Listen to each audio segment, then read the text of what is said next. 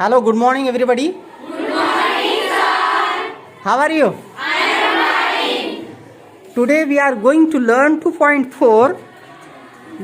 Please listen from the textbook of 9th class. Are you ready for that? Yes, sir. Open your textbook, page number 50.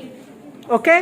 Yes, sir. But before starting to this poem, there are some questions given on page number 50 in a warming up chit chat. There are 4 questions and I would like to ask you these 4 questions. At all first, tell me what is the meaning of the question. Who would like to tell me the meaning of the first question? Yes, you. What love? तुम्ही केव्हा हसता? What makes you loaf म्हणजे तुम्हाला हसायला कशामुळे येते. What makes you loaf means तुम्हाला कशामुळे हसायला येते. Yes. When I watch comedy show on TV, it makes me laugh. तर जेव्हा कॉमेडी शो मी पाहते तर तेव्हा मला हसायला येते. तर when I see the comedy show on the T V at that time it makes me laugh. Sit down. Good answer. Now next question. What makes you angry. Yes you. तुम्ही केव्हा रागवता? What makes you angry means तुम्ही केव्हा रागवता? तुम्ही केव्हा रागावता किंवा तुम्हाला राग केव्हा कशामुळे येतो. What makes you angry means तुम्हाला राग कशामुळे येतो. तर yes, what is the answer. When someone lying and cheating with me, makes me angry. Yes, someone cheating you. When someone cheating you, at that time it makes you angry. Good answer. Can anybody again answer the same question? याच प्रश्नाचं उत्तर अजून. When my mother slapped me, it makes me angry. तर आता बघूया next question. What makes you sad. Yes. तुम्ही केव्हा दुःखी होता? तुम्ही केव्हा दुःखी होता किंवा कशामुळे तुम्ही दुःखी होता. When I see old people working hard, it makes me sad. Wien you see the old people working hard. जेव्हा वृद्ध लोक हे काम करत असतात आणि त्यामुळे मला दुःख होते असं चौधरीचं म्हणणं आहे. तर rest of the student, do you understand. Yes, sir. Sit down. Good answer. Again I would like to the answer of the same question from any other student. Yes you. When I remember my grandfather's death, it makes me angry. Yes. It makes me sad. Yes, good answer. When you hear the death of your grandfather. Good answer. When I miss my mother. When you miss your mother, at that time it makes you sad. Anybody from this line? From this line? या उडीमधून. Yes, last. Yes. I miss my sister. It makes me sad. When you miss your sister, it makes you sad. Good answer. From this line, last. When I miss my mother. When I miss my mother, it makes me sad. Good answer. आता याच्यामध्ये आपल्याला एक तुम्हाला सांगतो आहे. यामध्ये 2 प्रकारचे प्रश्न विचारले जातात. एक WH क्वेश्चन आणि दुसरं आहे वर्बल क्वेश्चन. तर याच्यामध्ये जे क्वेश्चन सांगितले आहे ते कसे आहेत. Verbal question. ते सगळे WH क्वेश्चन आहेत. आणि WH क्वेश्चन म्हणजे काय, ज्याची सुरुवात WH या शब्दाने झालेली असते आणि याच्यामध्ये काहीतरी माहिती सांगितलेली असते, काहीतरी माहिती सांगणे अपेक्षित असते. तर अशा प्रश्नांना आपण WH क्वेश्चन असे म्हणू शकतो. तर याच्यामध्ये या 4ही प्रश्नामध्ये एकही व्हर्बल क्वेश्चन नाही आहे, सगळे WH क्वेश्चन्स आहे. आणि सगळ्या WH क्वेश्चनमध्ये आपल्याला काहीतरी माहिती सांगणे अपेक्षित आहे. ठीक आहे. म्हणून तर आता बघूया question number 4. What is the meaning of the 4th question. तुझे झालं आहे ना. Yes. What makes you happy? तुम्ही कशामुळे आनंदी होता? व्हॉट मेक्स यू हॅपी म्हणजे तुम्हाला कोणत्या गोष्टीनं आनंद होतो. तर कोणत्या गोष्टीनं आनंद होतो. When I get money, it makes me happy. When you get money from your father or from your elder, तर then at that time it makes you happy. Good answer. Again you. Joyful little baby makes me happy. Repeat again. Joyful little baby makes me Joyful little baby makes me happy. Joyful little baby makes you happy. एखाद्या लहान मुलाला आनंदी एखाद्या लहान मुलाला पाहून तुला आश्चर्य म्हणजे आनंद होतो. तर good answer. Then the last student. When I get new dress. When I get new dress. ती म्हणत आहे की जेव्हा मला एखादा नवा ड्रेस मिळतो तर तेव्हा मी आनंदित होते. तर good answer. It is also good answer. And from this line. Sir. When I get celebrate my birthday, it makes हां, when you celebrate your birthday it makes you happy. Good answer. Now the last from here. When I get good marks in exam, it makes me happy. It is also a correct answer.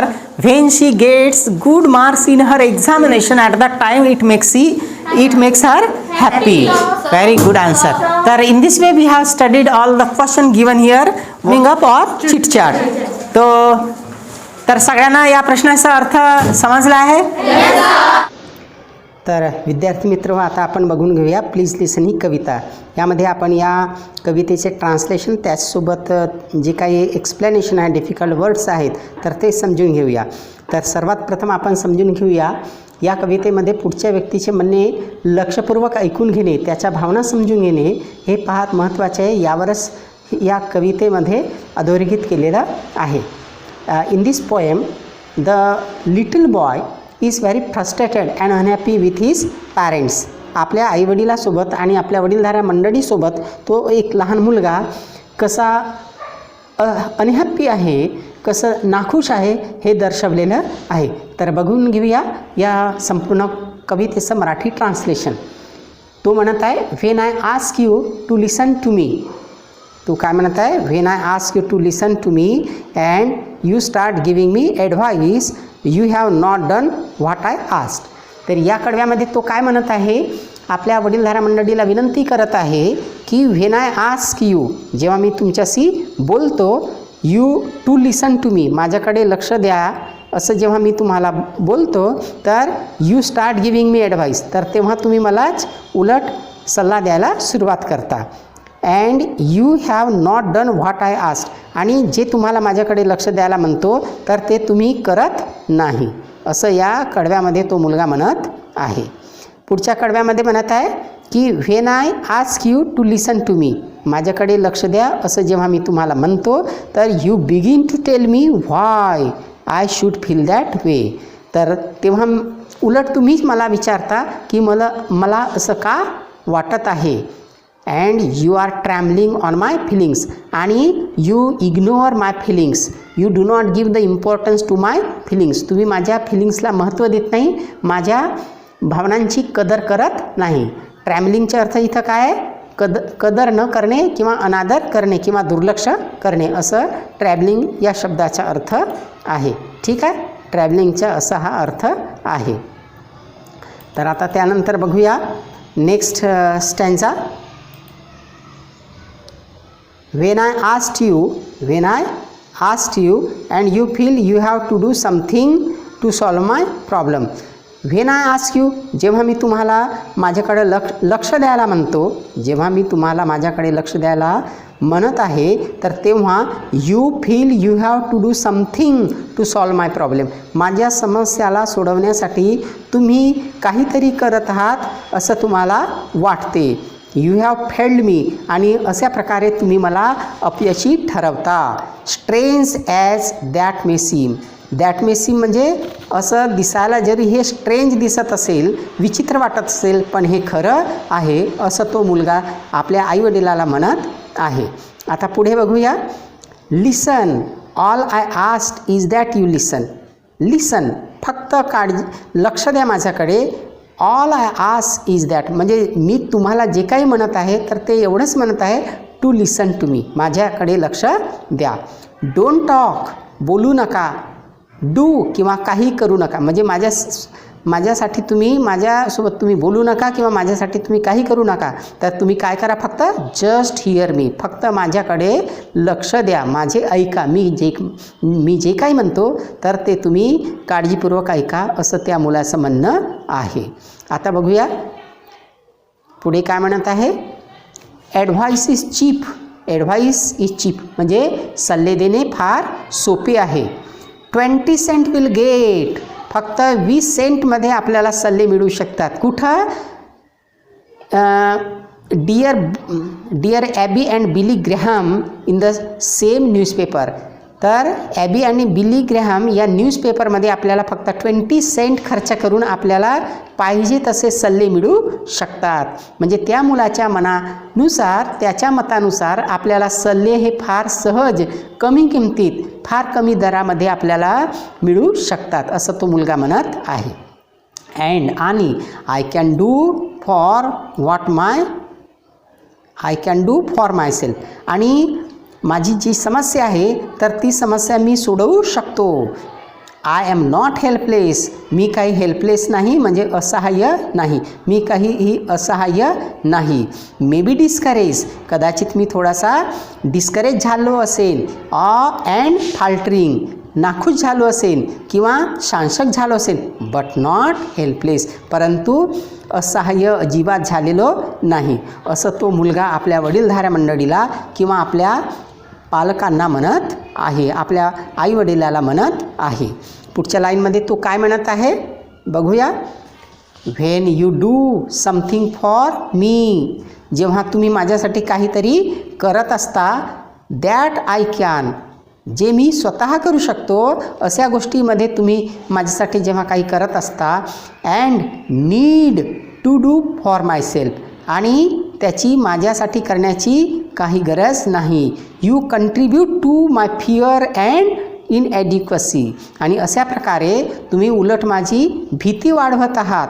भीती वाढवण्यामध्ये तुम्ही contribute करत आहात म्हणजे सहयोग करत आहात. आणि अशा प्रकारे तुम्ही माझ्या कार्यक्षमतेवर, अकार्यक्षमतेवर म्हणा किंवा माझ्या भीतीमध्ये तुम्ही वाढच करत आहात, त्यामध्ये तुम्ही मदतच करत आहात असं त्या मुलाला म्हणायचं आहे.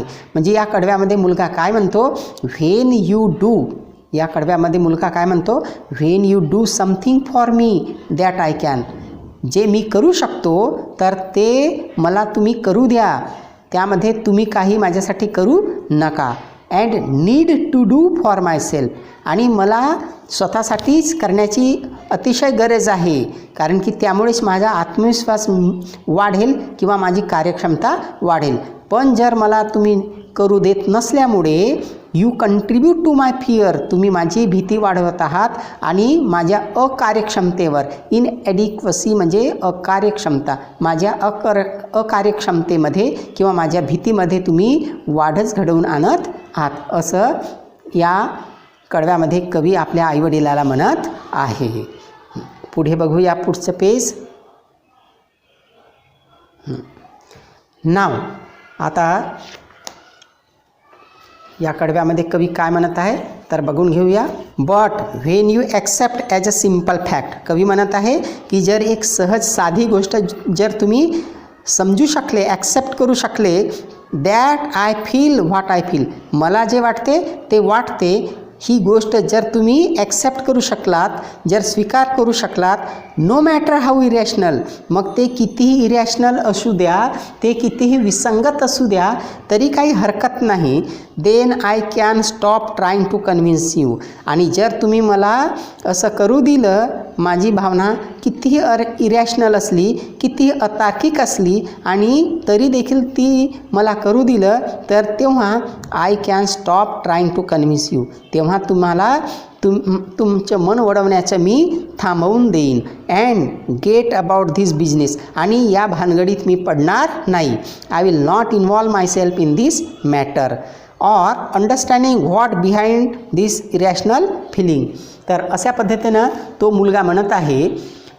म्हणजे याच्यातून आपण बघू शकतो की मूल कितीही निराधार असेल, बेअक्कल असेल, अतार्किक असेल हे न दाखवता त्यांना समजून घेण्याचा जर प्रयत्न केला तर हे फार महत्त्वाचे आहे. कदाचित त्यांना समजून घेण्याचा जर एखाद्याने प्रयत्न केला तर मुलांच्या अतार्किक भावनांच्या मागील काही अर्थही असते हे आपल्याला सहज समजेल.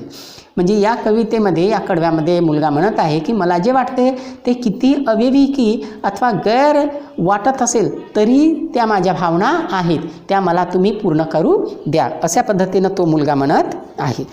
पुढे म्हणत आहे की व्हेन दॅट्स क्लिअर, आणि हे जेव्हा पूर्ण स्पष्ट होईल, the answers are obvious and I don't need advice, तर त्यामधूनच माझ्या प्रश्नाची मला उत्तरे मिळत जातील आणि मला तुमच्या सल्ल्याची गरज राहणार नाही, मला तुमच्या उपदेशाची काही गरज राहणार नाही, असं तो मुलगा म्हणत आहे. पुढे म्हणत आहे irrational feelings make sense when we understand what behind that. जर आपण लहान मुलांना समजून घेण्याचा प्रयत्न केलो तर त्यांच्या अतार्किक भावनांच्या मागे काहीतरी अर्थ असतो, काहीतरी कारण असते, हे आपल्याला सहज लक्षात येईल, असं तो मुलगा म्हणत आहे. परहॅप्स दॅट्स वाय, आणि म्हणूनच, दॅट्स वाय म्हणजे म्हणूनच, प्रेयर वर्क्स, आणि म्हणूनच आपल्या प्रार्थना फलित होतात, आपल्या प्रार्थनेचे आपल्याला फळ मिळत असते. समटाईम्स म्हणजे कधीकधी. फॉर सम पीपल, काही लोक, बिकॉज गॉड इज म्यूट, आणि काही लोक जेव्हा प्रार्थना करतात तर तेव्हा काय होत असते, गॉड इज म्यूट. आपण प्रार्थना करत असतो परंतु ईश्वर आपल्याला काही बोलत नाही, ईश्वर अगदी म्यूट असतो, निशब्द असतो, काही बोलत नाही, आणि म्हणूनच आपण स्वतःचे म्हणणे स्वतः ईश्वराला सांगतो, मध्यंतरी ईश्वर आपल्याला थांबवत नाही. And he doesn't give advice or try to fix things, आणि तो आपल्याला सल्ले देखील देत नाही, आणि म्हणूनच त्यामुळेच आपल्या प्रार्थना फलित होतात, म्हणजे आपल्या प्रार्थना यशस्वी होतात, असं कवीला इथं सांगायचं आहे. असा या कवितेचा, या स्टँजेचा अर्थ आहे.